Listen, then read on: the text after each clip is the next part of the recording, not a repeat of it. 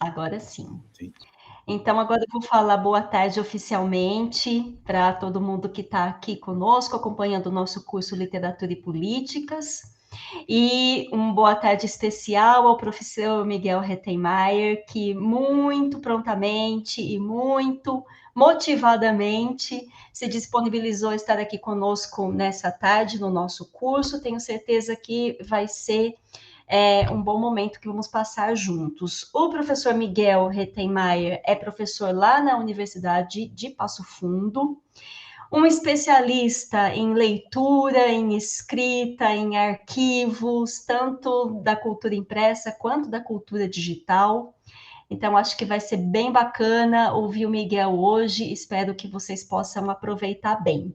Miguel, a gente tem feito assim, né? Você organiza a aula da maneira como você achar melhor. Se você quiser fazer dialogadamente, pode ser. Se você preferir que os alunos coloquem questões no chat e depois você responde ao final. Se você quiser que eles abram o microfone, enfim, você pode ficar muito à vontade. Eu fico aqui no backstage te ajudando, tá bom? Mas você conduz a aula da maneira como você achar melhor. E mais uma vez, muito obrigada. Rejane, eu agradeço a oportunidade, agradeço ao colegiado e equipe da Federação Carlos, a Unesp, né, os organizadores desse evento que tem associado ao nosso GT, né, de Literatura Brasileira Contemporânea, dizer que eu estou muito feliz de estar aqui, né, nesse momento, para falar sobre uma coisa sobre a qual eu não sou, digamos, um profundo especialista. Tá? Uma das coisas que fazem parte do meu currículo e que caíram no meu colo quando eu menos esperava é a coordenação de um grande evento chamado Jornada Nacional de Passo Fundo, vocês já devem ter ouvido falar. Eu trabalho na jornada desde 2002, né? E em 2017 houve uma troca um pouco traumática na coordenação e assumimos a coordenação eu e a professora Fabiane Burlamac, né? E hoje em dia estamos a última jornada, a última grande jornada aconteceu em 2017. Vou mostrar um pouquinho para quem não sabe como é que é esse tipo de loucura, né? E depois nós íamos programar uma jornada para 2019, né? Houve uma série de problemas, vocês devem imaginar quais são, né? Entre eles um problema financeiro, e nós empurramos a jornada de 2019 para março de 2020. Né? O que aconteceu em março de 2020, vocês sabem, né? Mas, pessoal, não foi propriamente a pandemia que nos impediu. O que nos impediu foi uma crise econômica violenta a ponto de nós não conseguirmos captar a grana para fazer o evento. Né? E foi muito bom que isso tivesse acontecido. Imagina se a gente tivesse conseguido todo o dinheiro, montado toda a estrutura para dizer que não haveria jornada. Né? Então, a gente, em Passo Fundo, tem uma relação muito aproximada e muito atenta com a literatura contemporânea. Muito atenta. Tanto é que alguns escritores sobre os quais eu vou falar são amigos da gente aqui. São amigos, estão aqui, né? Vêm aqui. Né? O título dessa fala, que parece um pouco preconceituosa, Lobisomens e Jacarés, né? Ela é de um conto da Ana Paula Odiak, que é amiga nossa, teve aqui ano passado, num evento, né? E, inclusive deu um curso no nosso programa de pós-graduação em letras, né? Nós somos muito atentos, né? Eu vou mostrar aqui, eu vou passar a minha... deixa eu ver como é que eu consigo apresentar? Consigo, consegue, né? sim, consegue sim. Tá, então tá. Então eu já vou apresentar aqui a minha tela, tá? E eu não vou ver vocês, tá? Então vocês, qualquer coisa, vocês me chamem, tá? Não tem nenhum problema, tá? Eu não tenho essa coisa de... vocês esperem eu concluir para me arguir que não tem nenhum problema. Qualquer dos meninos aí que quiser parar a minha fala, pode parar sem nenhum problema, tá?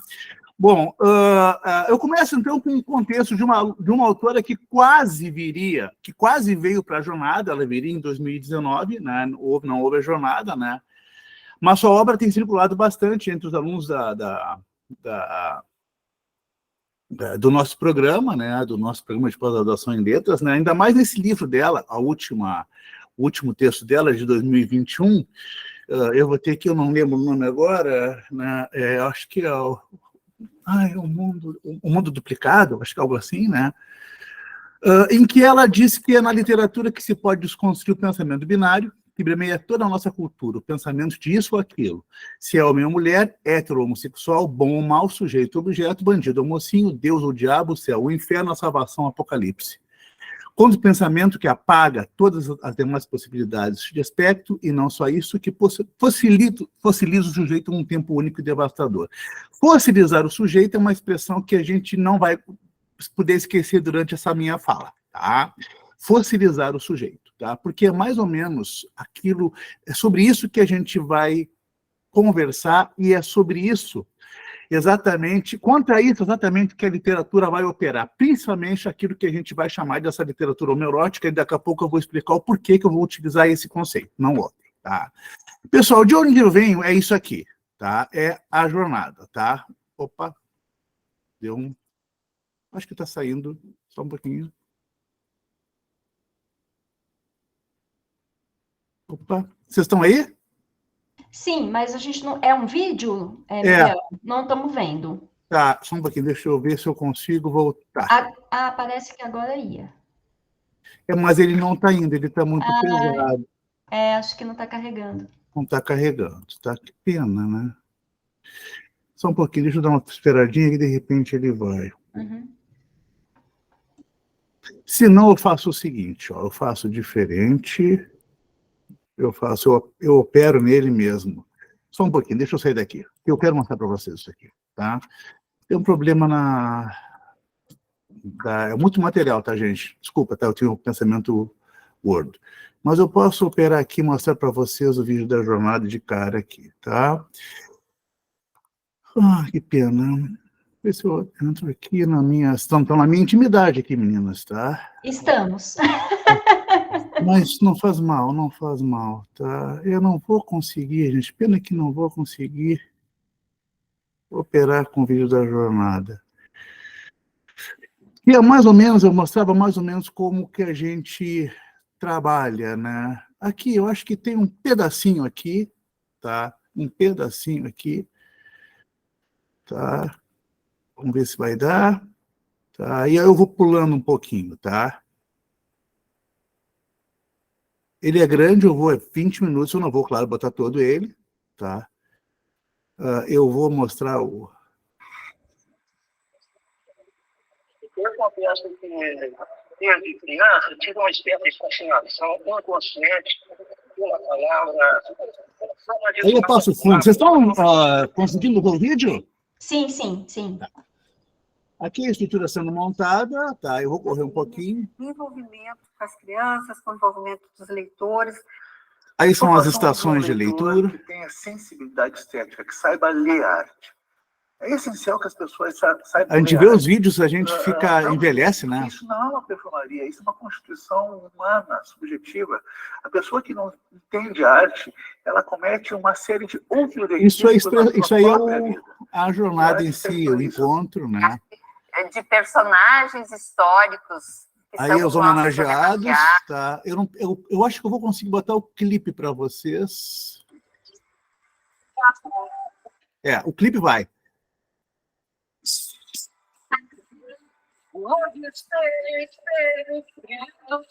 Da leitura como... Diferentemente, vem discutir suas obras com o público pelas ruas. Essa obra é estudada. Aí o Caminho das Artes, que é feito no meio da rua, tá? Isso, tem 2.500. Aí o grande palco aqui, a jornada acontecendo.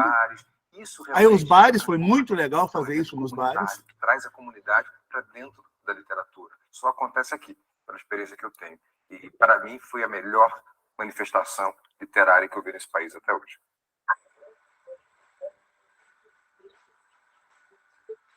Esse chiado é de proposta, não é o vídeo ruim. O tempo é vento, a solidão é campo ou cordilheira. Estrela da hora, da vida inteira. Enquanto houver a travessia, se passará. Se passarinho, eu darei muita poesia e de poema para dizer que vale a pena se a alma não é pequena. Que da matrix aos moinhos são veredas, lindas pedras no caminho. E agora? Você?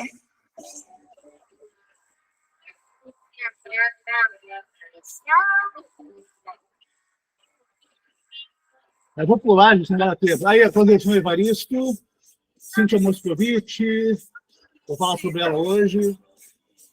Ricardo Silvestri Gaúcho, Leon Fuchs. Bom, eu vou ter que, infelizmente, cortar isso de vocês. Tá, vocês estão enxergando tudo direitinho? Sim, agora se você quiser colocar a tela cheia novamente, para ficar um pouquinho maior, tá ótimo. Tá. Então, pessoal, isso aí é a jornada, tá? Então, a gente vem dessa movimentação que envolve tantos leitores, né, que envolve escritores. Ela tem 40 anos, né, 40 anos, né? E muitos dos autores sobre os quais eu vou falar passaram pela jornada, né? Bom, do título, tá? Aliás, de como chamar, tá? Eu vou trabalhar com literatura homoerótica para o Souza de 2020, tá? Por quê?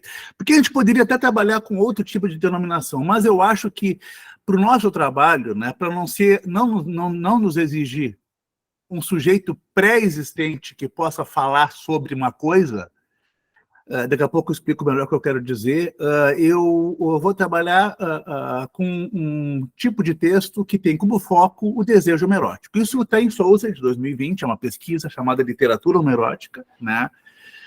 E ele vai dizer, né, não importa se o escritor de uma narrativa assume ou aponta traços de uma identidade gay, ou se posiciona politicamente diante de uma sociedade heterofalocêntrica, o que importa é a narrativa e o seu grau de homoerotismo imanente, né? Ou seja, uma literatura homoerótica e homotextual. Eu vou reenfatizar esse homotextual porque isso vai aparecer de alguma maneira na nossa expressão. Essa vírgula em vermelho, tá, é pelo fato de que uma das nossas abordagens foi trabalhar com literatura negra, e nós trouxemos para Passo Fundo o Ronald Augusto, e ele dizia assim: a literatura negra é literatura, vírgula, negra.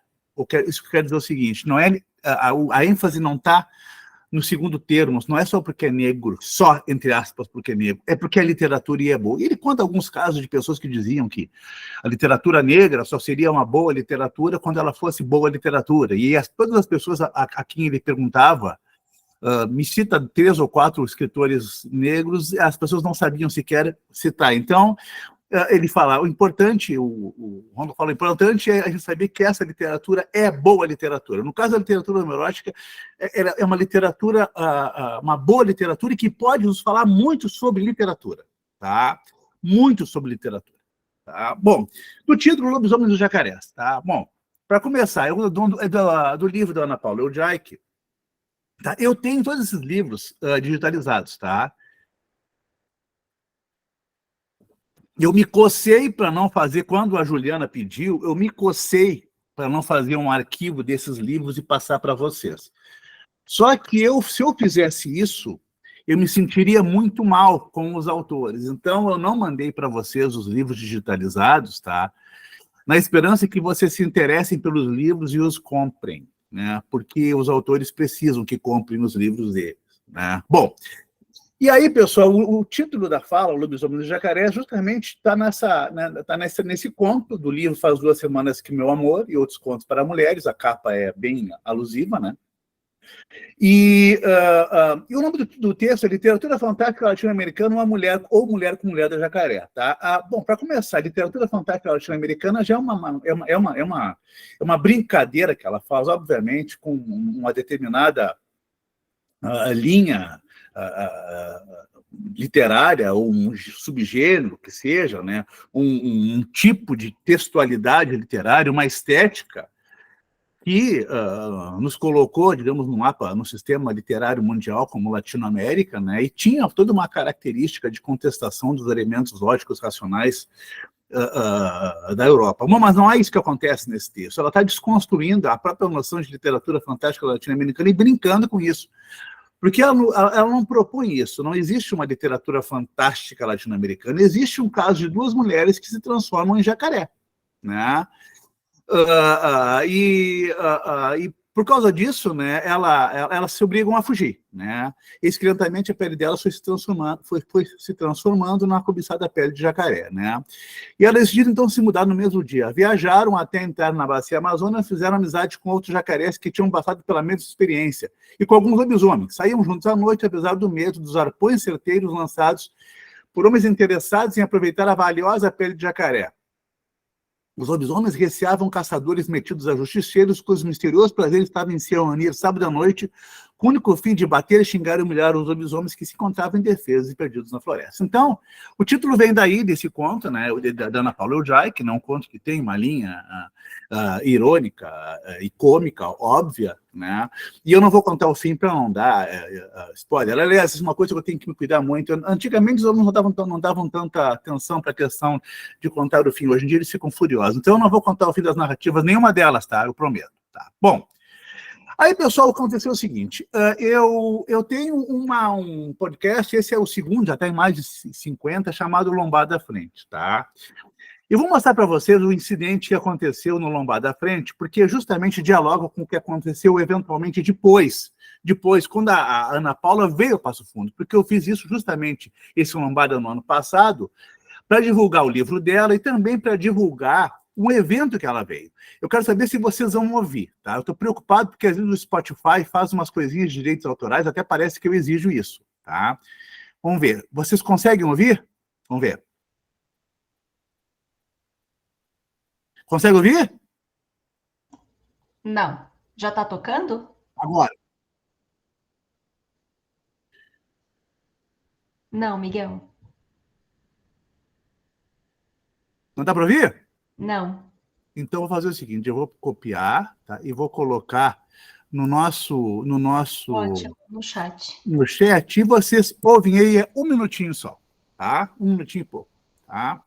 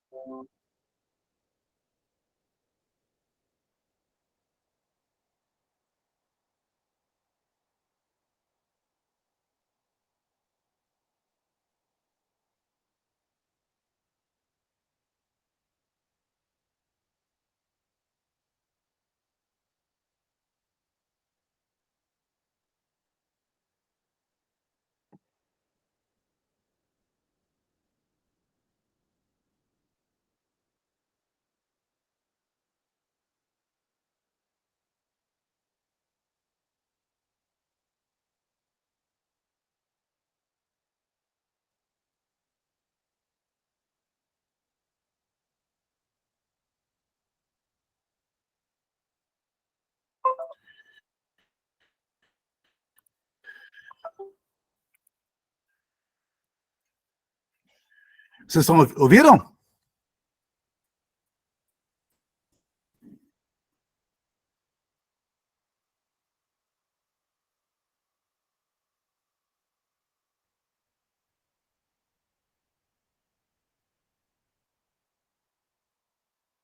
Pronto, ouviram? Eu não estou ouvindo vocês.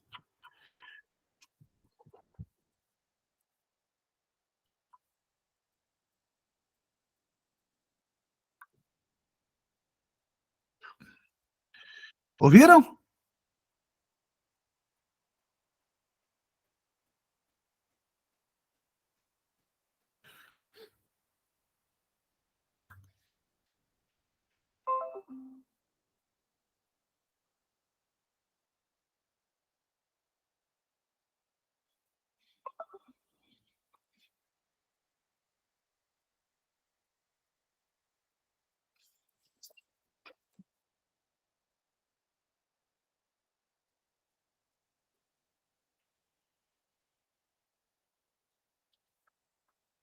Quando terminarem, me falem. Eu terminei Não? por aqui. Tá, ótimo, tá. Bom, gente, você deve ter percebido que eu faço uma relação entre gênero e gênero, tá? E a Ana Paula, quando ficou sabendo dessa... Ao ouvir essa relação de gênero e gênero, ela me mandou uma mensagem super feliz, dizendo, que bacana que tu fizesse essa relação, né? E ela vem a Passo Fundo, na sequência, e fala um pouquinho mais sobre isso e dá uma pontada interessante. Ela fala que, numa palestra chamada Intersecções de Gêneros e Devidas Resistências, tá errado ali, tá? Ela fala que em 88 ela foi convidada, numa primeira iniciativa do mercado editorial, para trabalhar com o público gay. Inclusive, o nome da linha era GLS, né? Gays, lésbicas e simpatizantes. Ela já dizia, bom, vejam bem, já no final do século XX para cá, a coisa já não tem mais essa... a sigla já ampliou, né? Mas o que a aborreceu foi a referência que o mercado editorial queria. Ele queria obras que tivessem imagens positivas, né? Eles era quase um projeto de nação. Uma editora queria histórias edificantes para gays, né? Ela diz, ridicularizei a intenção de passar uma imagem positiva dos gays, impliquei com uma literatura raptada por critérios de felicidade, né? Afinal, parecia possível traçar um mapa das necessidades para se reconhecesse um texto como um gênero conto, romance. Isso pode ser, na verdade, como é o Bakhtin, para os gêneros mais cristalizados, digamos, decretos, ofícios e relatórios. Contudo, para os gêneros textuais literários, o inesperado deveria estar sempre à espreita, sempre à solta. Ou seja, o que se queria era um projeto edificante de nação, né, para constituir um coletivo homogêneo, né, e, de alguma forma, um coletivo cheio de imagens positivas, como, por exemplo, aludindo o tempo inteiro ao uso de preservativo, coisas que o valessem, né? E ela vai colocar, né, da mesma forma como uma diversidade que tem do infinito de gêneros textuais, o mesmo parece acontecer com relação aos gêneros sexuais, uma diversidade de traços que tendem ao infinito. Bom, pessoal, a relação de nação e sexualidade, aliás, a nação e heterossexualidade não é nova e é uma coisa bastante clara e bastante evidente, né? Talvez o maior teórico, né, nessa linha, o Lugarinho, tá, coloca uma forte relação entre masculinidade e nacionalidade, ou seja, quando se constitui a ideia de nação, essa nação tem gênero, né? Ou seja, nós temos aqui um paradigma que prende a nossa identidade, né?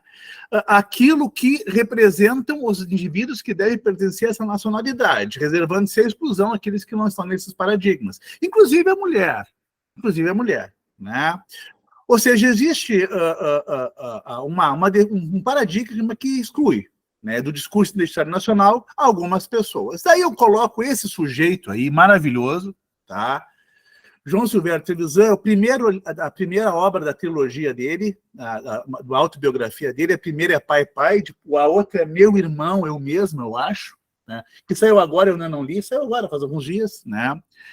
E aí nós temos a questão, um outro ponto importante que vai nos afetar, que é esse sentimento de exilado a quem não está adequado ao paradigma identitário masculino heteronormativo, né?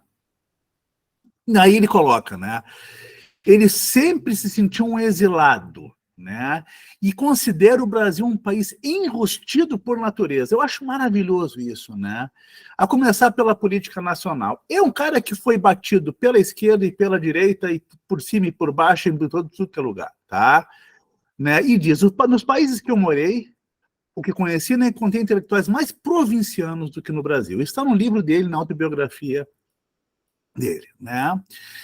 E aí, pessoal, nós temos aí um aspecto que o Lugarin vai colocar, né, sobre essa possibilidade de pôr abaixo o edifício de uma literatura homoerótica, né? Já que nós temos a família nuclear e padrão, uma identidade nacional paradigmática, um binarismo que coloca alta e baixa, cultura, erudito, popular, tradição, vanguarda, masculino, feminino, nativo, estrangeiro, homossexual e heterossexual, né? Talvez exista uma possibilidade de uma identidade homossexual colocar abaixo essa família burguesa, né? De alguma maneira fragilizar esses paradigmas que naturalmente são excludentes. Aliás, naturalmente não, a palavra não é naturalmente, ideologicamente são excludentes e deliberadamente são excludentes, né? Bom, e aí nós temos aí dois aspectos interessantes do que essa literatura vai colocar, né? Eu pego a palavra do teórico e do escritor, né? Diz o Garinho, a literatura gay deve ser mais um segmento, mais uma possibilidade, mais um elemento de problematização daqueles que desejam um cânone inevitável e cristalizado em suas opções de classe, etnia, origem local, ele coloca junto, tá? Sexo e ou gênero. E aí, pessoal, o Trevisan vai colocar algo muito semelhantemente na posição de um escritor. Tá? Embora ele seja um teórico, ele tem um livro chamado Devassos no Paraíso, que é um calhamaço enorme, que faz uma linha cronológica da homossexualidade no nosso país, né? Ele essencialmente é um escritor. Ele diz, posso dizer que tanto em relação à doutrina católica quanto aos ditames marxistas, e se a gente quiser observar, os ditames marxistas têm uma base privilegiada no nosso sistema literário, né? Minha homossexualidade posicionava-se como posto privilegiado a partir das margens para exercer a crítica à autoridade. Ou seja, se a gente quiser colocar autoridade, sistema literário dentro de uma mesma linha paradigmática e excludente, nós temos por parte do escritor uma posição privilegiada de crítica. Bom, outra coisa que o Trevisan coloca, tá? Ele sempre teve um compromisso criativo com a palavra. Tá? Isso quer dizer o seguinte, que não... uma perspectiva que enfatiza no segundo termo, literatura, vírgula, homoerótica. No homoerotismo, perde muitas vezes o elemento qualitativo e revelador dessa literatura, né? Ele vai dizer, em diferentes circunstâncias, tem sido desautorizado como escritor de literatura brasileira e relegado ao nicho de escritor de viados. Ele escreve assim, tá? Viados. Causa espanto que se dê à minha sexualidade tão extraordinária relevância, até a ponto de suplantar o interesse por minha literatura. Em outras palavras, faça o que eu faça, eu o que fizer, serei, antes e acima de tudo, o viado. Essa acusação é de longe a mais injusta, pois basta um esforço mínimo para comprovar que o meu compromisso criativo foi sempre, antes de tudo, com a poesia. Bom, e aí eu volto, pessoal, para a questão, já que é tão importante para alguns olhares, né? Essa questão do escritor de viado, é tão importante essa relevância à sexualidade. Nós vamos ter agora, neste momento, né, a partir de Lugarinho, uma observação de como que a literatura, como o homossexual surge na literatura brasileira e como ele vai se subjetivando. Tá? Diz o Lugarinho, o Lugarinho, tá, ele vai trabalhar com um texto, tá, essa separação, ele faz um texto justamente em que ele reserva ao Luiz Capucho um lugar específico na literatura brasileira, como se fosse um passo além. Tá? Ele vai dizer que existe uma literatura de representação, tá, que insere ou representa o homossexual, seja por tipos ou não, fosse ele protagonista ou um mero personagem secundário. E vai dizer que existe uma outra, uma literatura de subjetivação gay, que viria a constituir o que de alguma maneira romperia com estereótipos. Temos que cuidar muito com os estereótipos, que eles são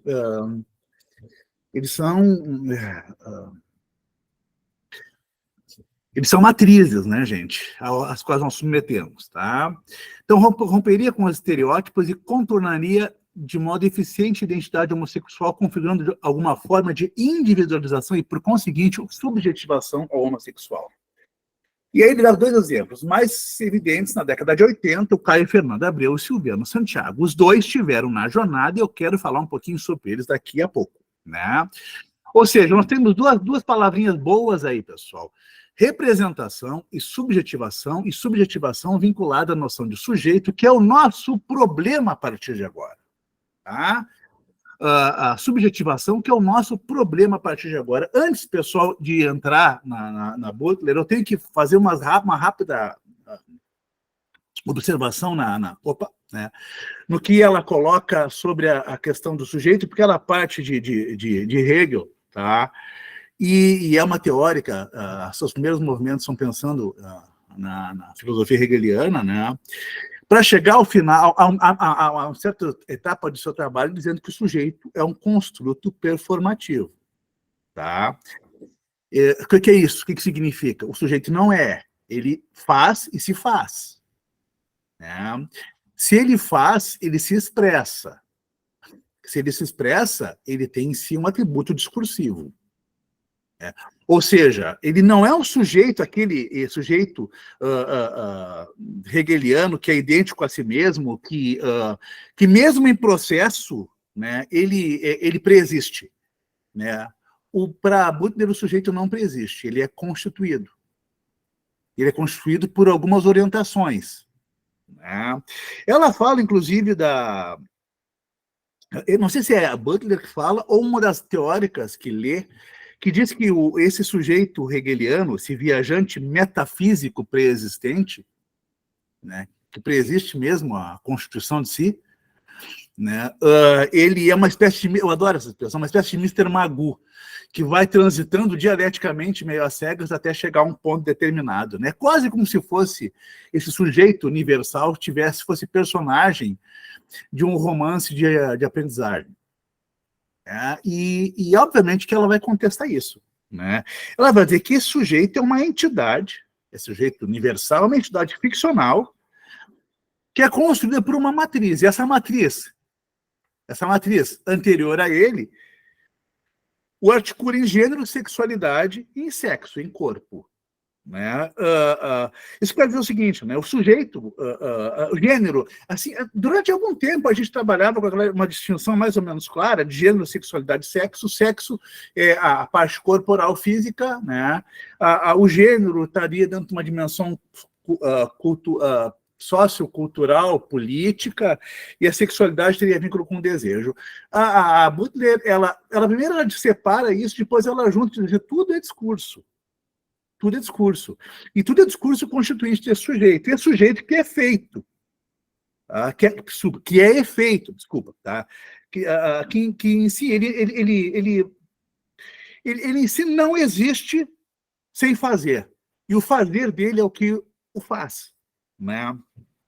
Ou seja, por rejeição, por exclusão, né, ele vai produzindo-se a partir de uma matriz que é a ele determinada e que o constitui, a fim de que ele suprima justamente o que está na frente de vocês, a multiplicidade subversiva. Ou seja, existe uma hegemonia heterossexual, reprodutiva e médico-jurídica, que nos faz, entre aspas, escolher o gênero e escolher a própria subjetividade. Né? Ou seja, nós vivemos nessa noção, e ela vai entrar com a noção de performatividade, que é justamente esse fazer, e é um fazer que em si é o sujeito, não é performance, porque a performance existe um sujeito por trás. Na performatividade não tem um sujeito por trás, ele é o que ele faz. Né? E tudo isso articulado, pessoal, num elemento enunciativo que generifica o próprio corpo. O nosso corpo é generificado. Eu acho muito interessante quando ela coloca, né, o quanto o nosso corpo ele é generificado. Por exemplo, quando o médico, já no pré-natal, olha num exame e diz: é homem ou é mulher. Né? E ainda quando a criança está a nascer, já se dá um nome para ela e já se coloca dentro de uma articulação binária. Né? Ela vai dizer, pessoal, a Butler, tá? Se o gênero ou o sexo são fixos ou livres, é a função de um discurso que, como se irá sugerir, busca estabelecer certos limites à análise ou salvaguardar certos dogmas do humanismo como os pressupostos de qualquer análise de gênero. E aí ela vai para a representação, que é a palavrinha terrível. Os domínios da representação política e linguística estabelecem a priori o critério segundo o qual os próprios sujeitos são formados como resultado de uma representação, de a representação só se estabelecer ao que pode ser reconhecido como sujeito. Em outras palavras, as qualificações do ser sujeito têm que ser atendidas para que a representação possa ser expandida. E continua, se alguém é uma mulher, isso é porque ela parte no problema do gênero, ela parte da questão do que é ser mulher, né? E a partir daí ela vai desconstruindo, inclusive as noções de que a mulher é face mulher, não, ou algo assim, da Simone de Beauvoir. E ela vai dizer, se alguém é uma mulher, e eu posso dizer isso com qualquer gênero, isso certamente não é tudo que alguém é. O termo não logra ser exaustivo, não porque os traços predefinidos do gênero da pessoa transcendem a parafernália específica de seu gênero, mas porque o gênero nem sempre se construiu de maneira coerente ou consistente nos diferentes contextos históricos e porque o gênero estabelece intersecções com modalidades raciais, classicistas, étnicas, sexuais e regionais de identidades exclusivamente constituídas. Tá? E aí, pessoal, ela vai dizer que nós vimos esse probleminha aqui, né? A instituição de uma heterossexualidade compulsória e naturalizada, ou seja, está no corpo, naquela frase maravilhosa, homem nasce homem, menino nasce menina, mulher não sei o quê, daquelas personagens horrorosas que passaram pela nossa vida política aí, menina rosa, menino azul, essa coisa horrorosa, além de ser de uma perversidade, de uma feiura, uma coisa bizarra, né, gente? Nós temos essa coisa naturalizada, né? Inclusive a Judith Butler, quando esteve no Brasil, ela sofreu um ataque de um monte de pessoas malucas, né, que impunham cartaz e foram contra ela, dizendo que ela não era bem-vinda no Brasil, chamando ela de assassina. Né? Aquela coisa horrorosa que a gente viveu, né? E que tomara que não viva mais, né? E é perigoso voltar a viver, porque essas coisas estão aí, né? Ou seja, naturalizada, exige e regula o gênero como uma relação binária em que o termo masculino diferencia do termo feminino. Isso quer dizer que o feminino vai ser subordinado, tá? Realizando essa diferenciação por meio de práticas do desejo heterossexual. O ato de diferenciar os dois momentos oposicionais da estrutura binária resulta numa consolidação de cada um dos termos, da coerência interna respectiva de sexo, gênero e desejo. Né? Ou seja, sexo, gênero e sexualidade. Nessa relação binária, você sabe, ela é muito propícia para que um dos lados se sobressaia e o outro lado se construa à sombra desse outro lado. Né? E ela diz, em outras palavras, a unidade de gênero é o efeito de uma prática reguladora que busca uniformizar a identidade do gênero por via de uma heterossexualidade compulsória. E diz, a universalidade do sexo, a coerência interna do gênero, a estrutura binária para o sexo e o gênero, são sempre colocadas como ficções, porque são discursivas e a gente acredita como sendo verdadeiras. Reguladores que consolidam e naturalizam regimes de poder convergentes na opressão masculina e heterossexista. Pessoal, se a gente for pensar o primeiro movimento na representação, nós temos aí o Bom Crioulo, né, gente? O Bom Crioulo, de 1895, Adolfo Caminha, o lugarinho de estudo do Bom Crioulo, tá? E que coloca um personagem, é colocado um personagem, né, o Amâncio, né, com seu namorado. O Amâncio é um marinheiro que tem um namorado e o Adolfo Caminha, obviamente, né, na sua referência naturalista, na busca por patologias humanas, nos nossos comportamentos instintivos, né, ele coloca umas palavrinhas interessantes que caracterizam bem a sua visão nessa representação homoafetiva, homoerótica. As expressões que ele usa são delito contra a natureza, gozo pederasta, anomalia, comércio grosseiro entre indivíduos do mesmo sexo. E aí nós temos uma relação, né, que nos coloca bem naquilo que a Butler fala, né, como sexo, não, aqui, né, intersecções de modalidades raciais e tal, né, diz o dado momento Amaro, né, se os brancos faziam, quanto mais os negros. né? Ou seja, se os seus brancos cometiam esse tipo de delito contra a natureza, olha, os negros que são inferiores, obviamente, também podem cometê-lo, né? Também, inevitavelmente, vão cometê-lo. Então, essa é uma noção, pessoal, de 1895, a gente poderia pegar aqui do Ateneu também, mas eu peguei a só do Bom Crioulo, tá? Porque confere, nesse caso, um protagonismo, é uma relação homerótica, né, que termina em tragédia, né, não poderia deixar de ser uma narrativa naturalista. Para não falar tão mal do Adolfo Carinha, pelo menos ele não faz uma linha determinista que vai apontar um problema anterior a determinar a homossexualidade do Amâncio. Bom, pessoal, vou pular aqui, tá? Outra questão da representação é uma pesquisa que eu fui banca, da Roberta de Fátima Martins, e que ela pega o acervo de Jorge Amado, tem Rastros de Exílio, que é o nome do texto é Rastros de Exílio, o acervo de Jorge Amado, que ela pega um romance de São Jorge de Ilhéus, O Agoneiro à Noite, em que um dos personagens é homossexual e, por isso, ele é marcado pela falta. Ou seja, para o comunista Jorge Amado, entre 1941 e 42, quando estava exilado no Uruguai, nesse romance, o heterossexual é o comunista ideal, né? Ou seja, vocês vão ter essa perspectiva, pessoal, heteronormativa, né, em qualquer linha política, né? E aí, pessoal, a gente já começa a evoluir para um outro lado. E aí entra o Luiz Capucho, que o Lugarinho adora. Tanto é que o livro do Luiz Capucho, o Lugarinho faz da orelha, né? E a personagem, que é um rapaz que vive vive com a mãe num prédio em ruínas, que é uma espécie de cortiço no centro do Rio de Janeiro, centro do Rio de Janeiro, né? Rio de Janeiro, como todos aqueles centros históricos, com aqueles prédios que estão sendo destruídos pelo tempo, né? Esse rapaz vive a sua homossexualidade nesse espaço reservadamente, né? Ele não se expõe a todos a ninguém, melhor dizendo, a não ser a um deles, o Plínio, né?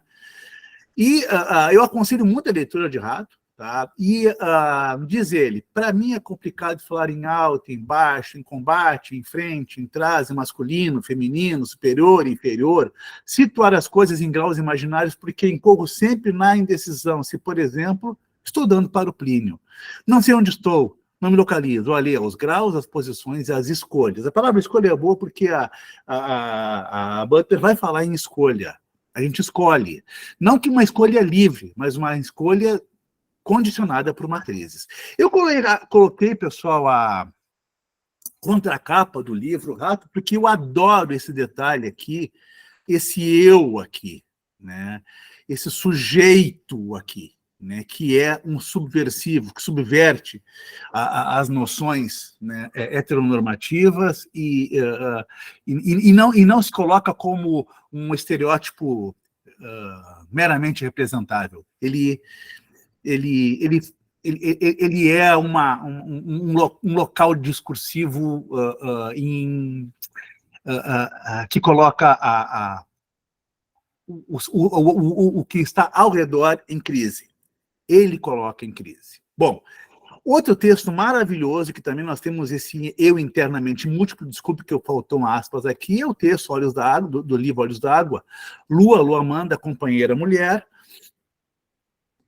em que ela tem quase 5 décadas, tá? O nome disso é Lua Amanda, tá? Aos 13 anos foi gozo num terreno baldio, né? Corpo, coração espetado por um falo, e depois um falo também estreante. Tempos depois, Lua Amanda experimentava o amor em braços semelhantes aos seus, o bico dos seios dela roçando e outros entumecidos nos bicos. No primeiro instante sentiu falta do encaixe do membro que completava. Num ato de esquecimento, sua mão procurou algo ereto no corpo que estava diante dela, encontrou um falo ausente. Mas estava tão úmida, tão aquosa, aquela superfície misteriosamente plana, blá, blá, blá, blá, vai indo, né, até que ela termina, né? O amor se guarda só na ponta de um falo ou nasce também nos lábios vaginais de um coração de uma mulher para outra? Pessoal, um aspecto, tá? Por que, Miguel, que a gente não pode imaginar essa criatura representada? Porque ela não é apenas representação, ela é sujeito, tá? E ele é sujeito, se vocês lerem o conto Lua Amanda, ela é um sujeito porque todo momento ela pergunta o que é o amor. Ou seja, ela não é ela que está em crise, ela coloca o amor numa situação de crise, o amor numa situação de observação. E aí nós temos a maravilhosa dessa relação de amor original, né? Da Sally, que é uma das teóricas da Butler, que diz que todas as identidades de gêneros estáveis são melancólicas, baseadas no desejo proibido que é escrito sobre o corpo, baseadas num desejo proibido que é escrito sobre o corpo. E como afirma Butler, limites de gêneros rígidos escondem a pena de um amor original, não reconhecido e não resolvido. Pessoal, a melancolia se dá em dois aspectos. A Butler vai dizer o seguinte, né, que, observando, por exemplo, o trabalho do Lacan, ela vai dizer o seguinte, que, sim, né, em dado momento, o incesto, quando admitido por tabu, vai gerar um sujeito pós-incestuoso, e esse movimento pós-incestuoso é justamente o momento da aquisição da linguagem, né, quando existe uma espécie de processo de castração quanto ao corpo do outro, que é proibido, e a chegada de um novo dispositivo, que é a linguagem. A Butler ainda vai um pouco mais atrás, ela vai dizer que não, que o amor original não foi cortado pelo incesto. O amor original foi a proibição e as imposições heteronormativas que permitem, que orientam ao incesto do sujeito pelo seu contrário, pela sua mãe, ou pelo seu pai, pelo seu contrário, né? E que esse é um segundo momento. Enfim, né? Isso nos deixaria num termo de melancolia. E aí, pessoal, claro, para vocês, eu estou preocupado com o tempo, eu tenho até às 7h30, né, Rejane? Não, até antes das 7. Antes das 7? É. Desculpa, até às 6h30, né? Desculpa. Isso, ótimo, porque aí dá Desculpa, tempo até às de 6h30. dialogar, Tá. isso. Não, eu até parei aqui, né? Bom, esse texto a gente não dá muita bola para ele, tá? É um texto muito bonito, Frederico Paciência, tá? Do Mário de Andrade, e eu procurei mais de uma edição, tá? Justamente com medo, porque como ele está em domínio, né? Tem algumas editoras que fazem uns horrores aí, né? E o que vocês estão vendo ali, pessoal, é realmente é a construção formal que ele estabelece nesse arranjo que ele faz aqui, na construção aqui desses parênteses que quebram aqui, ó. Né? Esse parênteses que quebra esse enunciado, abre um outro dentro do parênteses que quebra e entra uma nova frase. Né? Isso está em todos, tá, gente? Sobre o que ele está falando? Né? Sobre a palavra e a realidade. Né? Ele, o narrador e Frederico não falaram mais nada sobre aquilo que os aproximava. Né? Não se trocou palavras sobre o sucedido ou forcejamos por provar um ao outro a existência daquela realidade estrondosa que nos conservava amigos, tão desarrazoados, mas tão perfeitos por mais de 3 anos. Né? E aí, pessoal, a imagem poética é belíssima. Né? Positivamente, não valia a pena sacrificar a perfeição tamanha e varrer a florada que cobria o lodo. Olha que bonito. Né? Não valia a pena varrer, né, o silêncio, né, a ausência de palavras, né, que cobria a realidade, né? E seria o lodo mais necessário, mais real que a florada, que esse silêncio, né? Ou seja, esse silêncio de palavras cobrindo essa realidade estrondosa que os unia. Esse conto é muito bonito, a gente não dá muita bola para ele, não sei porquê, tá? E aí, um que é muito interessante, que tem relação com uma coisa que uma coisa que eu vou mostrar para vocês daqui a pouco, tá? Que é a pausa do Scliar, que é de 68. O sujeito saiu de casa, o Samuel, o nome dele já diz, tá? Qual sua origem étnico-religiosa, né? E ele chega E é também num centro de cidade, tá? No caso é Porto Alegre, no centro de cidade, centro histórico, com aqueles prédios arruinados, aqueles cortiços arruinados, a semelhança do rato do Luiz Capucho. Né? E ele chega nesse cortiço aí, e lá ele é conhecido como Isidoro. Né? E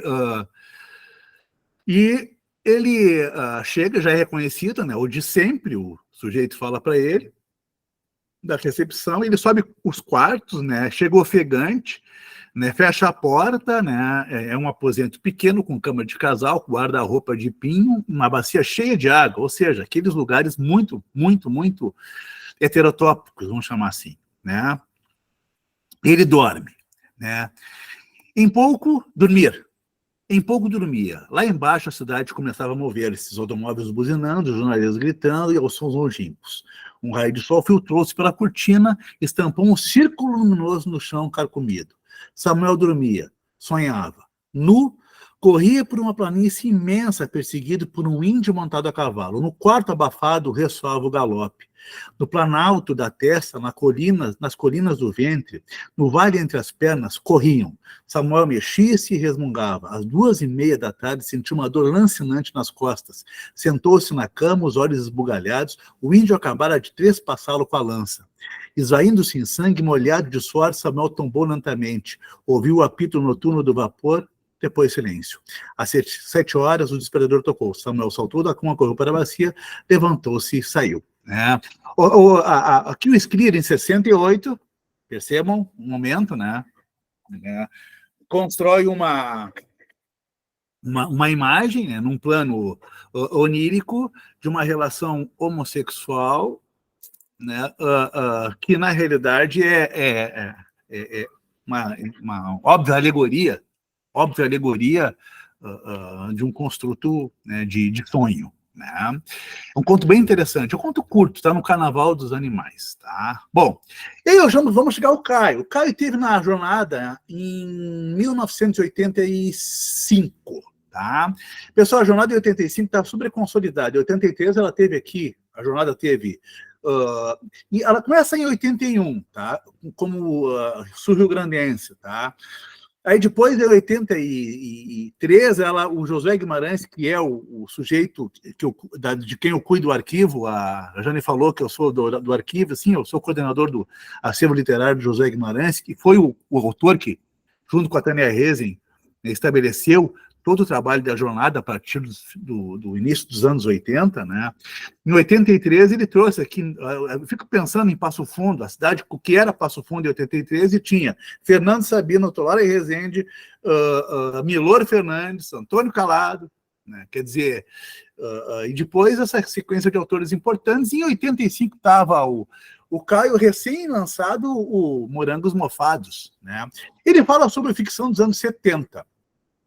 É interessante que daqui a pouco eu vou falar sobre o Silvio Santiago, que também esteve aqui e falou sobre a ficção dos anos 80, na mesma edição. Tá? E vai falar que a literatura dos anos 70 começa já a esboçar uma marca forte de profissionalização, né? Ela está ainda estabelecida, ele falava em 85, que a literatura dos anos 70 tinha, obviamente, a questão da repressão política, né? Que tudo era proibido, né? A utilização de uma forma simbólica, né, de uma literatura fantástica contra a censura.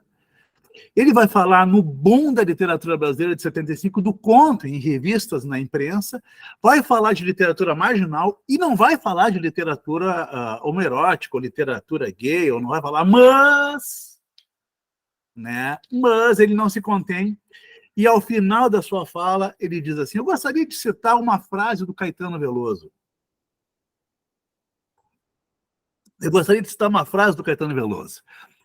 Em uma entrevista. Essa frase é: o que chamamos de amor é esse lugar confuso entre o sexo e a organização familiar.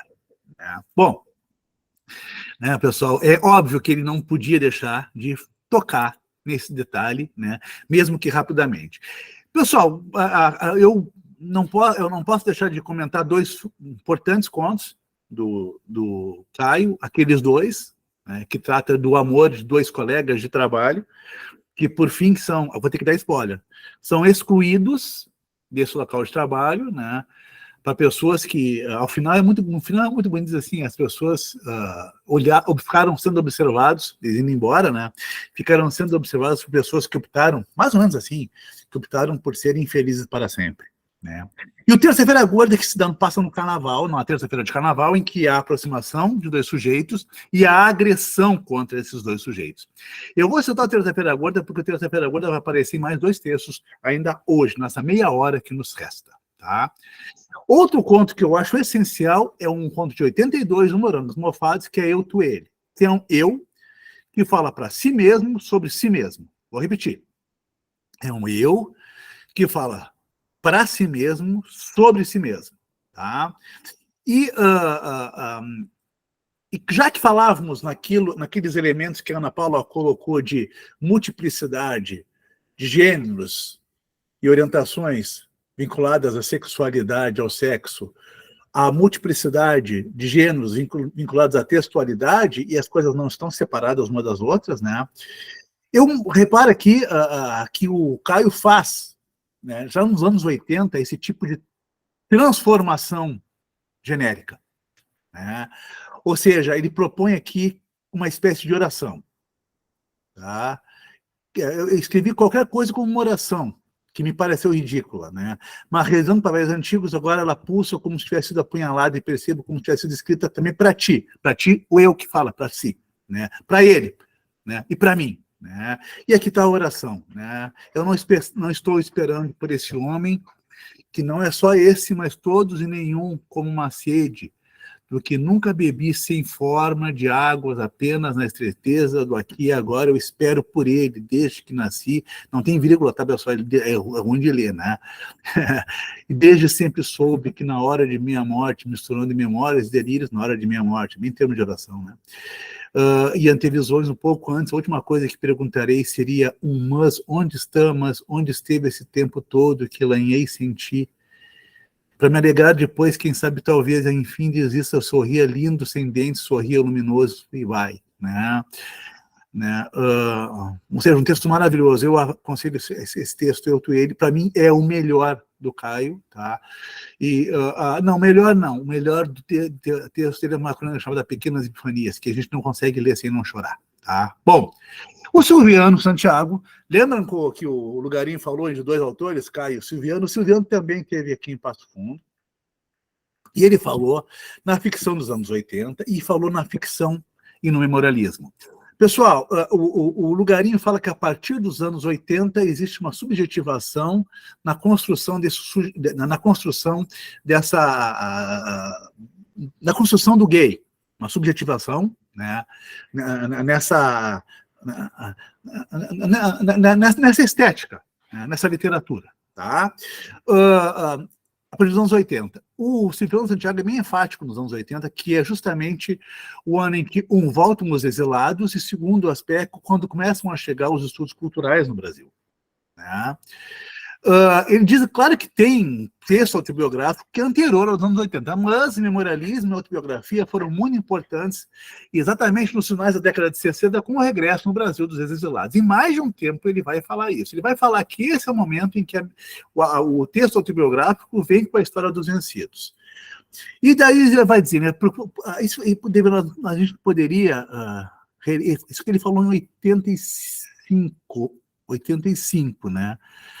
Que esses textos mostram a razão pela qual, de tempos em tempos, governos autoritários dominam e até mesmo são chamados pelo povo para que possam agir e para que possam controlar uma sociedade que é dada como anárquica, que é dada como uma sociedade pouco afeita à ordem, pouco afeita, para usar o termo clássico brasileiro, à ordem e ao progresso. Olha só, gente, 85, parece que... Tá bom.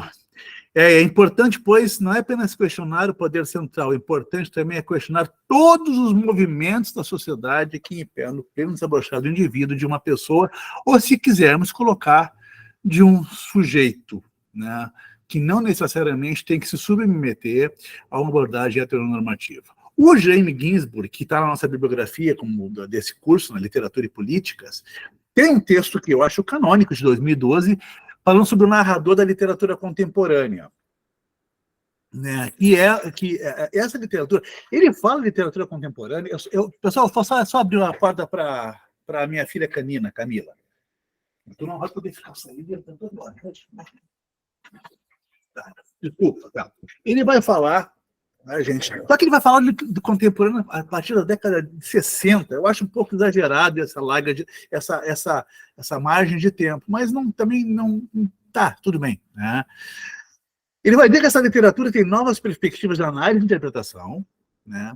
Ela vai apontar crise nos valores da cultura patriarcal, que é uma cultura que prioriza homens brancos de classe média ou alta, adeptos de uma religião legitimada socialmente, heterossexuais, adultos e aptos a dar ordem e sustentar as regras, né? E essa resposta, essa perspectiva, essa réplica a essa cultura patriarcal se daria pela construção de narradores descentrados, tá? E daí ele vai colocar novamente, vem a palavrinha mágica, o conceito tradicional de representação passado pela mimes, associado à expectativa de uma homologia entre literatura e realidade, tem que ser reavaliado em termos sombrios. Trata-se de falar, narrar em condições que nunca foram possíveis e interpretar o país a partir de horizontes historicamente condenados à mudez. Grupos sociais historicamente oprimidos elaboram, em novos autores, em narradores ficcionais, as condições para a presença dos excluídos, ou seja, escritores dispensados pelo cânone, escritores dispensados pelo cânone, grupos que são socialmente reprimidos, né? Grupos sociais reprimidos historicamente. Aí nós temos aí, pessoal, uma crise de representação, uma construção estética não mimética, né?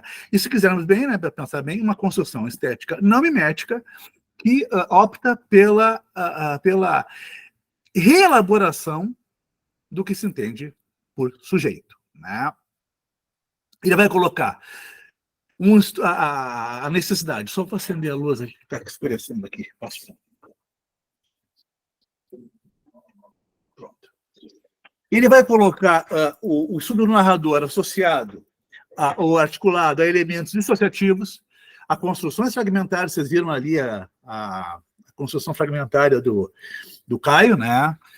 As perspectivas traumáticas narrativas nas quais o sujeito nunca se constitui plenamente. O sujeito nunca se constitui plenamente, logo a própria representação dele como alguém igual a si mesmo está, idêntico a si mesmo, está fragilizada. A memória, como um elemento muito importante, né, surge a autobiografia, né, como uma forma como uma perspectiva ou como uma possibilidade de apresentação do trauma, tá? E o íntimo, pessoal, não é mais íntimo, né? O íntimo está na história, está na sociedade, né? E aí algumas características, né, dessa literatura contemporânea, desse narrador na literatura contemporânea, né? Ruptura com gêneros tradicionais, né? Hibridismo, metalinguagem. Bom, metalinguagem, deixa eu mostrar. Vocês estão me vendo, Regiane? Vocês conseguem me enxergar ou não? Sim, conseguimos sim. Eu estou lendo isso aqui, tá? Saia da frente do meu sol, do Felipe Chabel, tá? É uma biografia que chamam de biografia especulativa do tio dele, chamado Ricardo, que estou lendo, ó, tá? Que é alguém que viveu como agregado, morando de favor a vida inteira com a família, né? E ele trabalha o tempo inteiro com metalinguagem, ou seja, pensando como ele escreveu esse livro aqui, né? Ou seja, o elemento da metalinguagem é uma maneira de fracionar um poder mimético constituído, vamos chamar assim, né?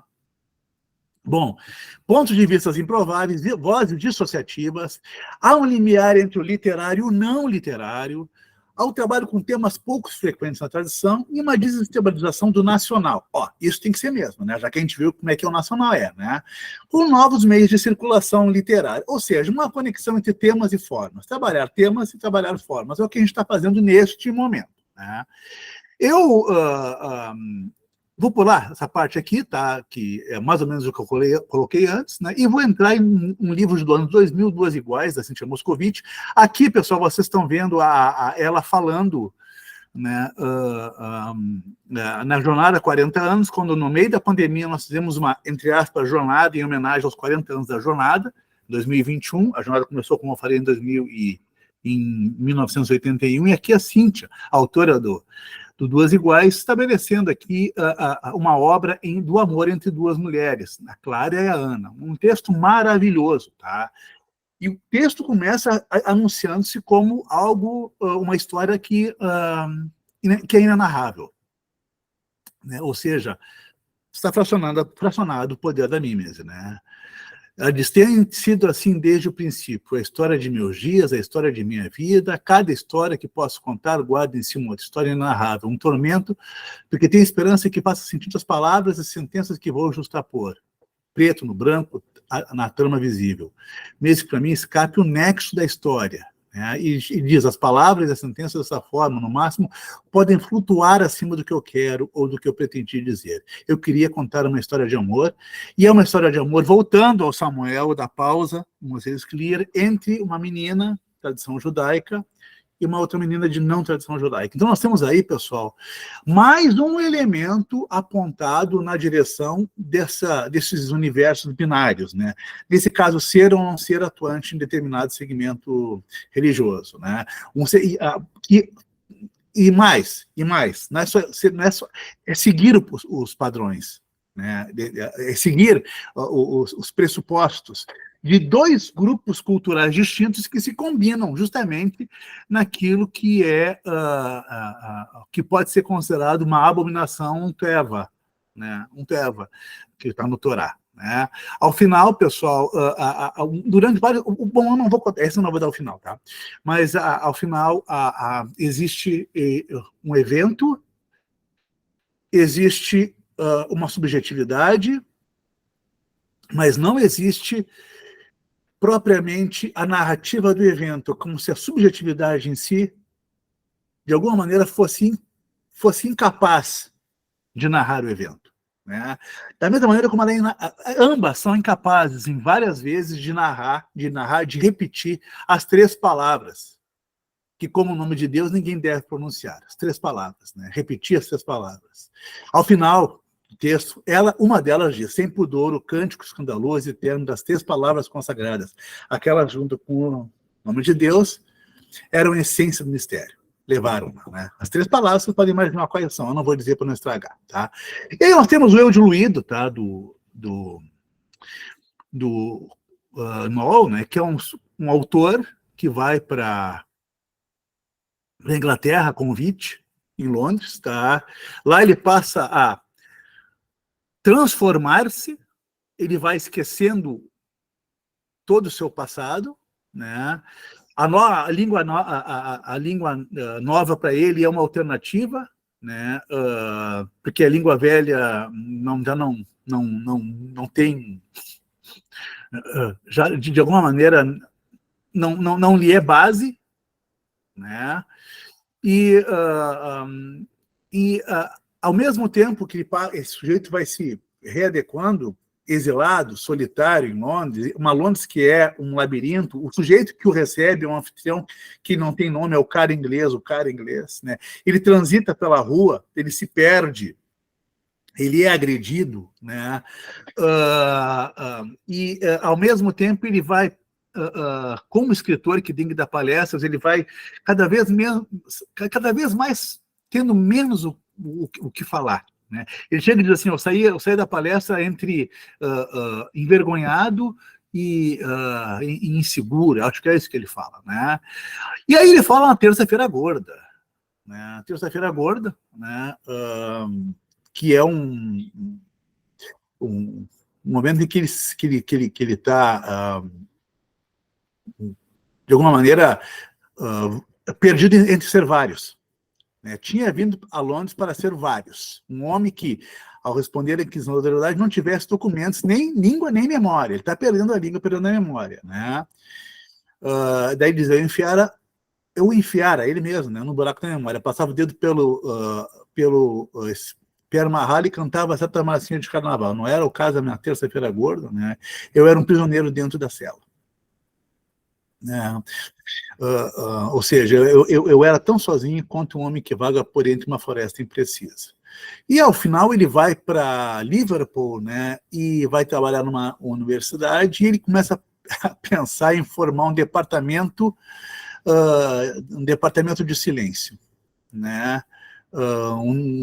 Faremos um novo departamento dessa universidade, o dos cânones do silêncio. Esse mesmo, com S com maiúsculo. O final uma nova teologia. O final do romance é espetacular. Eu não vou dar o final, tá? Aí nós vamos à nossa Ana Paula, tá, que chega, né? Agora eu já vou começar a falar nos autores mais atuais, tá? Ana Paula, né, que chega brincando, né, desconstruindo gêneros. São 2 contos, tá? Um perfil do consumidor e um perfil de uma caminhoneira. Ambas, tá, são lésbicas, tá? Só que uma é chique, né? E a outra não. A outra é butch, né? E ela faz 2 contos muito divertidos, como se fossem aquelas matérias, aquelas revistas tipo Caras, né? Inclusive, vocês conseguem enxergar um pouquinho melhor aí, ou está muito ruim? Dá para ver, sim. Dá, né? Dá. Uma lesbian chic vai aparecer ainda mais uma lesbian chic, né? Aí, à medida que ocupam postos em diferentes áreas de trabalho, cresce em proporção de representação sobre elas. O outro é, a lésbica mais identificável vai ficar mais visível ainda. À medida que as discussões acerca da homossexualidade se disseminam, cresce uma proporção gigantesca não sobre elas. E aí eles vão fazer aqueles roteirinhos, perfume, né? Qual que tu gosta, desodorante, sabonete, pasta de dente, né? E é interessante de ler esses contos em contraste, fica muito bacana, né? Por exemplo, o chapéu, né? Ela usa, infelizmente não usei, a caminhonesa, o boné, né? Uma é cerveja, outra é o uísque não, ela usa licor, algo assim, né? O desodorante, né? Aliás, no Chico, um sem perfume, né? A caminhoneira usa um Axe, né? Percebam, né? Ou seja, né? Ela brinca com esse gênero de exaltação de personalidades, trabalhando com essas 2 pessoas, né, que dentro de uma orientação heteronormativa estão à margem, né? O Tobias, com As Coisas, é maravilhoso, tá? O Tobias estará em Passo Fundo nos próximos dias, tá? O Tobias esse é o livro As Coisas, que tá ruim de vocês verem aí, tá? Eu tô com ele aqui, tá? Ganhou o Prêmio Sesc, E agora, ano passado, o outro livro dele,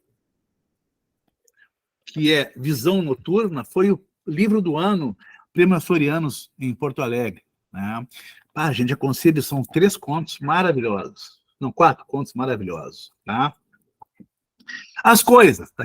O que são as coisas?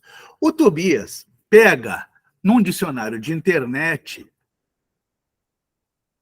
um verbete e subverte, né, os seus sentidos. O que existe, o que pode existir, um objeto ou ser inanimado, um acontecimento, um assunto que se trata, qualquer coisa do sexo feminino. E daí, no 9º, ele tem objeto sexual feminino, isso no dicionário. E no 10º, objeto sexual masculino. Ele corta o objeto sexual feminino e o coloca na 9ª posição, objeto sexual masculino. Essas são as coisas, né, sobre as quais ele trabalha. E redes e acessórios, porque justamente ele trabalha nos seus contos com todos os acessórios envolvidos nas relações homoafetivas, homoeróticas, né, e nas redes que são estabelecidas numa lógica diferenciada de encontros, né. O conto Breu é espetacular, ele bota o patriarca numa situação muito ridícula, né? Diz, o pai de 50 anos chegou em casa e encontrou um pênis de borracha na sala. Estava jogado no carpete perto da sala, ainda um pouco melado de lubrificante. Era preto como o breu da noite, o pior dos pesadelos. Era grande e grosso, mais do que qualquer pênis que o pai já havia visto nos vestiários masculinos. Não vibrava, tinha bolas, né? E a partir daí nós temos um monólogo, né, desse pai de 50 anos, né, colocado na situação absurdamente risível e ridícula, né? Ou seja, né, o sujeito o sujeito hegemônico, né, fragilizado por uma coisa que ele tem, né, que é um pênis, né? Um outro texto que se passa numa terça-feira de carnaval é quando justamente ele utiliza esses aplicativos de encontros, né? E é terça-feira gorda de novo, né? Terça-feira do Caio, terça-feira do NOL, né? Hoje é terça, eu estou sofrendo como se fosse domingo. É terça de carnaval e não trabalho amanhã, mas é domingo, né? Um guri dormiu aqui ontem, um guri que eu conheci no Grindr. O perfil dizia que era discreto e não assumido, pedia sigilo. Não, eu não crio vínculos, né? Essa é o tipo de texto. Eu recomendo esse texto do Tobias, tá? Chamado Água, que começa: Silvio tira a cabeça do forno. Foi exatamente o que eu disse quando cheguei em casa e vi ele agachado no chão da cozinha. A cabeça pousando na porta do forno, olheiras negras beirando as bochechas, a camisa caque. A camisa causa caque amassados. Quando se virou para mim, seus olhos eram atormentados, queriam berrar. O conto é Água, e é um dos contos mais lindos que eu já vi. Diferentemente do Breu, que é um conto que tem uma pegada muito engraçada, e do Big Sly, que é um texto orientado por uma certa melancolia, esse texto aqui é de uma profundidade subjetiva. Olha, e o Tobias é um menino. É isso que eu fico falando, é um garoto, né? Não sei se vocês conseguem enxergar. Tá? Eu acho que nesse aqui está mais fácil. Vamos ver. Aqui, ó. Consegue enxergar? Dá para ver, Rejane? Dá para ver, sim. É um garoto, né? Um garoto. Genial.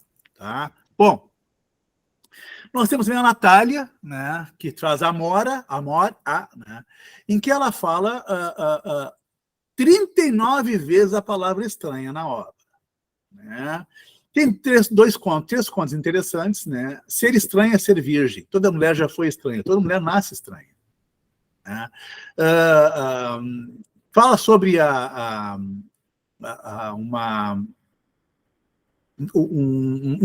começar o dia, né? Acordando-se estranho, né? E essa relação é entre uma pessoa que entre um narrador, e se eu não me engano, o narrador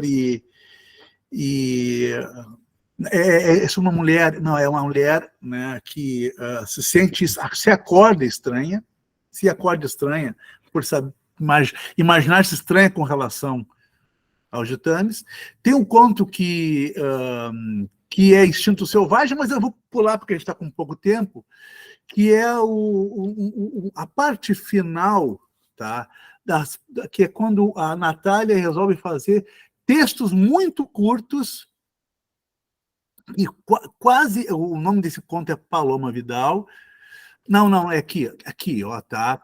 E essa parte aqui, o nome do conto é Punhos, que é na parte final do livro, que são contos, não propriamente contos naquilo que a gente imagina naquele conto canônico clássico. O nome do texto é Punhos, e diz assim, né? Olha só que frase maravilhosa: cheio de pequenos poemas, meus punhos fecharam. Não consegui comportar as metáforas que se espremiam quando tentando sobreviver. Escapavam-me em grânulos poemas granulados, né? Ou seja, uma dor cheia de palavras e todas são o nome do objeto amoroso, né? Finalmente, essa narrativa muito legal aqui, eu não vou colocar o meu lombado à frente, aqui já é o lombada 47, o crime do bom nazista, que nós temos uma narrativa policial do Samir Machado de Machado, que trabalha com entretenimento o tempo inteiro, que é uma narrativa policial. A questão é quem é a vítima. A vítima tanto pode ser um sujeito como um sujeito, um empresário, como um sujeito vinculado aos grupos homossexuais na Berlim dos anos 30, ainda não tocada ainda não dominada completamente pelo nazismo, e uma Berlim que tinha uma liberalidade maior com relação a isso antes do nazismo. Depois veio o nazismo para destruir tudo, né? O clima do mal se passa num dirigível, já em espaço aéreo brasileiro, nos anos 30, em 1933, tá? E nesse dirigível, né, que é aquele objeto super estranho, né, nesse dirigível, um sujeito aparece morto e cabe ao detetive descobrir quem o matou. Pessoal, eu não vou dar spoiler, porque aqui não dá para dar spoiler mesmo, tá? Porque é uma narrativa policial, uma narrativa que a gente poderia chamar de entretenimento, mas não é. Porque, ao final, gente, não interessa quem cometeu o crime, mas interessa em que tipos de sociedade o crime aconteceu. Tá? Não se esqueçam que é uma sociedade já orientada a um destino inexorável, né? Que era a ascensão do nazismo, do nacionalsocialismo na Alemanha e, posteriormente, a Segunda Guerra Mundial, com todo aquele horror. Né? Esse aqui, precisamos falar sobre Santiago, porque ele cita no livro, precisamos falar sobre Kelvin, que é aquele livro daquele menino, né, que faz que é aquele livro e um filme do menino, né, que faz um atentado dentro da escola, né? Pessoal, o livro é desse agora, saiu faz um mês, Viado Assassino, né, que é um herói não binário, é um incel, né? Um incel, vocês devem saber, né? É um celibatário involuntário, né? Que está sendo interrogado por um outro. Eu não vou dizer quem é o outro, tá? Para não estragar, tá? A grande questão é que o Santiago, como de sempre, né? Ele não poupa ninguém, né? Então, assim, né? A família, a escola, a família tradicional que ele mostra, porque o herói, ele é assassino porque ele matou o presidente da República de extrema direita, tá? Esse herói, que é esse assassino, ele vive numa sociedade em que as piores violências estão fundadas nessa família tradicional e nessa escola de sempre. Ou seja, ele não é um indivíduo, entre aspas, dissociado, ele está numa sociedade dissociada. Né? A mesma maneira, as redes nas quais eles se orientam trabalham com trocas comunicativas extremamente violentas, extremamente ameaçadoras. E ele vai dizer, nesse diálogo com o outro, eu escolhi o presidente para representar tudo que é de mais fudido nesse país. Tudo que eu odeio nos meus colegas, nos meus pais, nessa sociedade de merda é representado pelo presidente. Né?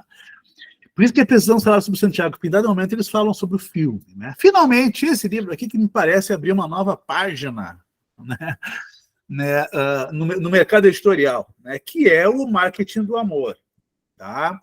E eu acho, gente, que eu vou colocar o marketing do amor, eu vou pegar, que eu estou no final, eu vou colocar o marketing do amor aqui para vocês ouvirem que eu explico bem aqui, deixa eu tirar aqui, ouvirem o Lombada, porque vai ficar mais fácil de vocês entenderem o que eu estou falando. Ouçam aí.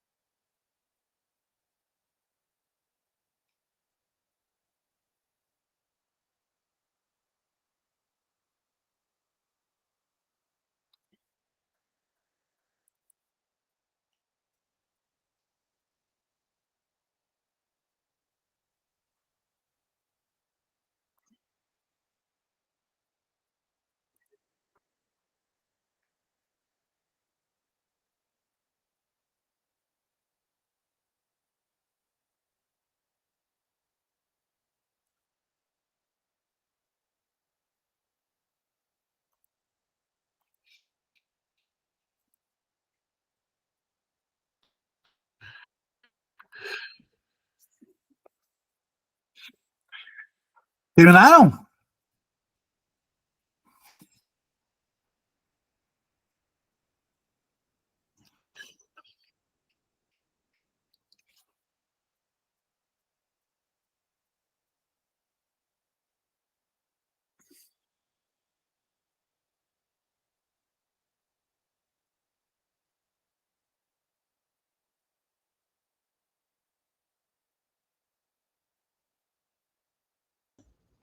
Agora Eu? sim. Deu. Bom, alguém perguntou qual é o texto do Lugarinho. Esse aí tem mais um, tá? Que eu não coloquei nas referências, que eu sou campeão de esquecer, tá? O Marketing do Amor, tá aqui o livro, tá? Ó, vocês podem terem uma ideia, gente, tá? Olha o tamanho da coisa, tá? Tá? Não existe um narrador, tá? Existem uma justa posição de textos, tá? Das mais diversificadas linguagens, nos mais diversificados suportes, sob diferentes estatutos, né, em diferentes condições, né? E a gente já começa a pensar naquilo que o Ginsburg falou, né? Justamente essa discussão entre o literário e o não literário. Porque eu tenho certeza que, para uma abordagem um pouco mais conservadora, esse tipo de texto não vai ser considerado literário. Mas está se restituindo aquilo que foi sonegado às relações homoeróticas, homoafetivas, que é a possibilidade de amar como se fosse uma comédia romântica tão agradável às coisas que a gente assiste de vez em quando. Eu esqueci de falar uma coisa para vocês, tá? O que me motivou a trabalhar isso já de algum tempo para cá? Se vocês observarem bem, tá? Eu vou colocar de novo só para vocês, né? Se vocês observarem bem, o logo da jornada, deixa eu mostrar para vocês de novo, tá? O logo da jornada é esse aqui, ó, tá? Ele representa o circo, vocês devem ter visto que a gente se reúne em circo, né? Não vai ser mais, tá, gente? Não tem grana para isso. A jornada, a gente está tentando fazer uma em 2024 e não está fácil. Tá? A gente está com uma possibilidade que não aconteça mais jornada, estou sendo bem claro, tá? Mas vamos lutar, obviamente, para que a gente consiga, né? Então, essa é o nosso circo e também a noção de livro, né? Gente, vocês, quando a gente coordenou a jornada em 2017, a gente foi questionado por alguns caras no sentido de que a gente estava subliminarmente fazendo apologia ao movimento gay. Olha a maldade, né? Tanto na acusação quanto no conteúdo da acusação. E se fosse... Bom, a gente falou que sim, tá? Só para falar que a gente falou que sim, tá? A gente falou que sim, tá? A gente não poderia ser lido assim, tá? Então, e também outra coisa, né, que me motivou a ler isso é justamente o que aconteceu no Brasil no último governo, né, quando algumas pessoas, uma menina trans das minhas relações, né, uma conhecida, passa a se vestir como garoto com medo, né? Então, assim, são coisas que realmente me motivaram a trabalhar com isso em sala de aula, com os meus alunos, motivando-os a que trabalhem também em suas salas de aulas com os seus alunos. E isso, graças a Deus, tem acontecido, e algumas vezes eles pagam o preço da visão caquética, vamos chamar assim, de alguns sujeitos, né? Mas, enfim, pessoas, era isso que eu tinha a dizer para vocês. Terminei, Rejane, na hora, ó. E aí a gente pode conversar. Alguém aqui falou uma coisa que eu achei legal, tá? Me fez uma acusação violentíssima e tá certo. Assim, ó, deixaste de mencionar o Marcelino Freire por opção, né? Tá certo. O Marcelino Freire é amigão da jornada, tá? Teve aqui mais de uma vez, tá? E eu botei, tá? Mas a questão é o tempo. E eu queria apresentar mais esses caras que estão sendo não são tão conhecidos assim, mas ele já é figurinha carimbada, né? E como é figurinha carimbada, eu não dei muita não. Eu sei, estou brincando. Como é figurinha carimbada, não vou falar, no Tobias, na Ana Paula. Ana Paula está com um novo livro, tá? Tá? Há um colete salva-vidas embaixo do assento. Tá? Não li, tá na lista, tá? Ana queria abrir uma editora que, na verdade, fosse uma espécie de farmácia de manipulação, uma vez que a linguagem deve ser como um purgante, conforme alguém já disse, como um purgante que, depois de consumida, deve ser expurgada ou remédio junto com os humores. Né? Tá aqui, ela mandou um cartãozinho, essa coisa mais fofinha, né? E tá na fila, tá na fila, vai ser o próximo. Na realidade, eu vou ter que ler, eu vou ter que... E também, tem uma outra que a gente está tentando trazer para Passo Fundo, que é a Clara Alves, tá? Que está na linha do Renato Rios, tá? Esse tipo de texto. Pessoal, o mercado se antenou, né? Já que a escola não, o mercado sim. O mercado sempre se antena, né? Antes da escola, né? Se antenou. Miguel, a Ana Carla aqui no chat tinha comentado a respeito da Cassandra Rios. Perfeito. Né? Lembrou do caso da Cassandra Rios, que foi tão censurada, né? Tanto mercadologicamente quanto politicamente mesmo, né? Mas muito lida, né? Sim, muito lida. Sem dúvida, sem dúvida. Eu vou te ser assim, sincero, eu não conheço o trabalho dela, tá? Dos anos 70, né? Eu não... Mas é uma coisa pela qual eu já tenho assim, alguma atenção, né? É porque, assim, como a gente está trabalhando... Qual é o problema com os nossos percursos diacrônicos, vamos chamar assim, né? O que a gente faz aqui? Eu vou ligar aqui, eu fico... Só um pouquinho. Só um pouquinho da gente. Tá. Vou fazer uma coisinha aqui. Eu vou ligar isso aqui, pessoal, porque assim, fiquei melhor. Quando a gente fica sem luz em cima, a gente fica um cara triste, fica tudo, entendeu? Agora ficou melhor, tá? Como a gente trabalha muito com essa literatura contemporânea, com autores contemporâneos, sempre imaginando em trazê-los, né, a Cassandra não daria. Mas assim, né, a gente está, por exemplo, a gente trouxe o Tobias Carvalho, né, a gente trouxe a Ana Paula, e a gente tem priorizado assim, essa literatura de sujeitos, entre aspas, de fora, né, com uma maneira mesmo de responder algumas coisas que a gente não fez durante a vida da jornada. Por exemplo, a gente não trouxe o João Silvério de Trevisan para a jornada. Isso é horrível, entendeu? Mas aconteceu, né?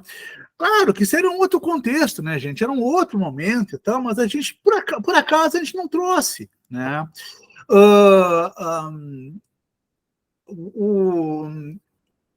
Outra falha, estou falando das falhas da gente, tá, gente? Né? A gente, em 2017, fez uma homenagem a 3 autores, quatro autores que nasceram ou morreram no set, né? A gente homenageou o Drummond, que morreu em 87, isso. O Sclier, que nasceu em 37, o Suassuna, que nasceu em 27, e a Clarice, que eu acho que morreu em 77, eu acho. Né? A gente esqueceu do Noll, que tinha acabado de morrer em 2017, pessoal, sabe? Então, assim, quando a gente... Depois que aconteceu, não tem como resgatar, sabe? Então, Então, a gente está muito preocupado com isso.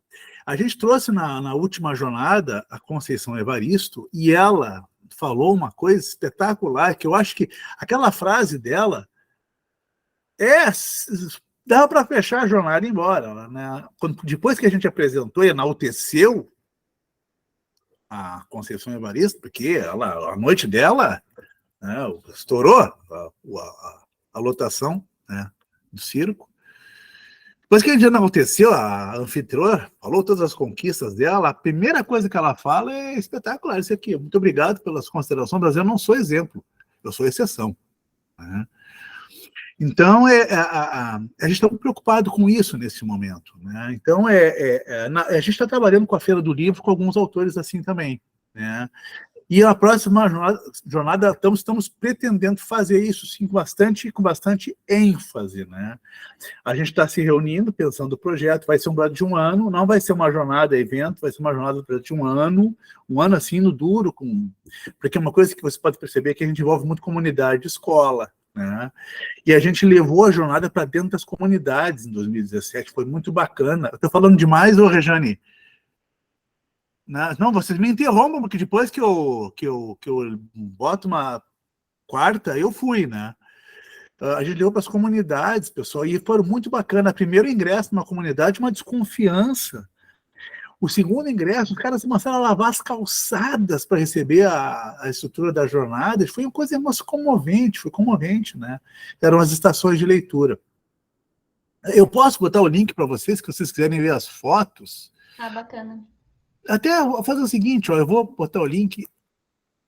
Essa foi a 16ª, tá, gente? Essa foi a 16ª. E tem as fotos aqui. Daí eu olho com vocês, né? A gente está tentando, né? A gente está tentando de todas as maneiras que esse movimento não termine, pessoal, porque é algo assim, né? Deixa eu botar aqui a página para vocês assistirem. Marcos Vinícius, Tobias é ótimo. Tobias é maravilhoso, Marcos. Maravilhoso. Depois tem aqui, ó. Aqui são as fotos. Vamos ver se eu acho aqui. Fotos da jornada da jornadinha. Tá? Vamos ver aqui, ó. Tá? Aqui, a Alice Ruiz, né? Conceição, a Marina Colassante. Esse cara aqui é maravilhoso. Leiam.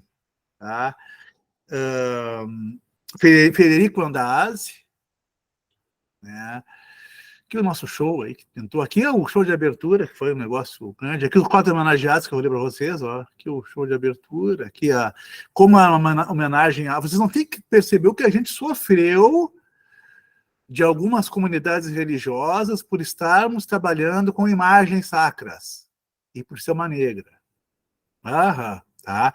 E daí eu respondi, bom, gente, como a gente está fazendo uma homenagem ao Oriano Suassuna, né? Fica difícil trabalhar com a Compadecida, né? Fica difícil.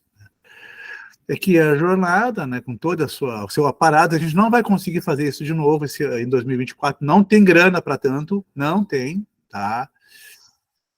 Aqui a Fabiane, a outra coordenadora, bem acompanhada, né? É uma sem vergonha.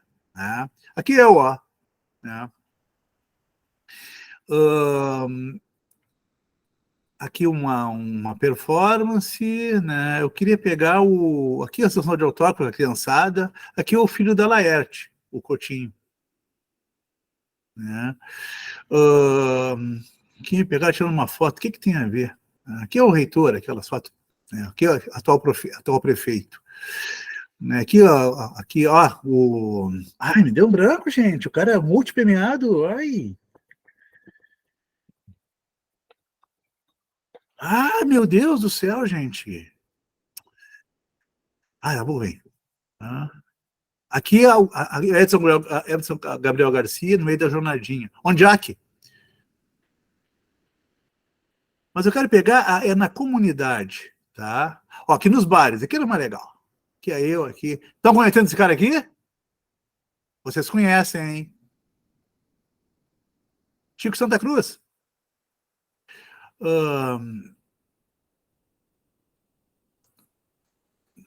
Eu quero a comunidade. Chega de escritor, chega de autor. Que os bares, lotavam os bares. E silêncio enquanto as pessoas falavam, cara, é incrível. Aqui na rua, ó, isso no centro da cidade, se não tentar fazer de novo, isso tem que acontecer. Quem não conseguiu na jornada podia ver essas movimentações no centro da cidade. Então, vamos ver se eu consigo pegar aqui olha que fotos lindas, gente. A comunidade. Vamos ver aqui, acho que é na quarta. Aqui. Não, aqui foi o show do Ramil quando a gente fez o primeiro movimento. Deve estar aqui, ó. Deve estar no segundo. Aqui, Berto Sartori! Então, governador. Deus. E aqui, aqui já são as estações, sim, né, onde é quando a comunidade recebia... Não, aqui não são as estações. Eu tenho que achar as fotos das estações para mostrar para vocês. Quando a comunidade recebia as escolas, né? Se centralizava numa escola e a escola recebia, né? E as escolas faziam apresentações, declamavam poesia, era uma coisa espetacular, né? Isso a gente vai ter que voltar a fazer, né? Mas isso custa grana, né? Isso é uma coisa, né? Mas vamos conseguir, prometo. A Ana Clara tem uma pergunta? Ah, não, a Cassandra Rios, tá, tudo bem. Miguel, acho que a gente pode ir encerrando. A não sei que alguém tenha alguma pergunta para fazer, que já são 15 para 7, e eu sei que tem gente que entra em aula agora às 7, né? E presencial, então ainda tem o deslocamento. Eu também tenho. E você também. O Tiago levantou a mão ou foi por engano, Tiago? Ana Carolina levantou a mão, foi por engano? Acho que quiseram bater palmas e levantar. Eu tô bem emocionado com essas palmas maravilhosas aí. A lista de presentes já foi, Alessandro, tá logo ali em cima. Eu vi no chat. Né? Sim, tá ali no chat, logo ali em cima. A Júlia postou novamente. Miguel, muito obrigada. Olha, eu que agradeço, eu fiquei tão... Eu não sei se vocês gostaram, eu adorei. Foi ótimo, foi ótimo. Muito obrigada pela sua presença, então, pela sua colaboração aqui conosco hoje, foi excelente. E é isso, pessoal, a gente se vê na semana que vem. Eu peço que todo mundo fique atento ao e-mail que nós vamos enviar em breve pelo Simpla, entre hoje e amanhã, porque a gente vai explicar exatamente a organização das referências bibliográficas agora no Classroom, depois que o nosso Drive foi hackeado. Eu vou mandar as referências para vocês, tá? Ótimo, obrigada, Miguel. Nossa, a Juliana já colocou algumas coisas também. Yasmin Dornelles dizendo obrigada, professor Miguel. Yasmin Dornelles não vale, tá? É me orientando. Não vale. Mas tudo bem. A mesma Se você assim, não contasse, a gente não ia nem saber. Miguel, obrigada, viu, pela sua presença e sua disponibilidade. Tchau, pessoal. Prazer. Até semana que vem. Olha o Yuri aí. Beijo, Yuri. Valeu. Tchau, Miguel. Muito obrigada. Tchau, gente.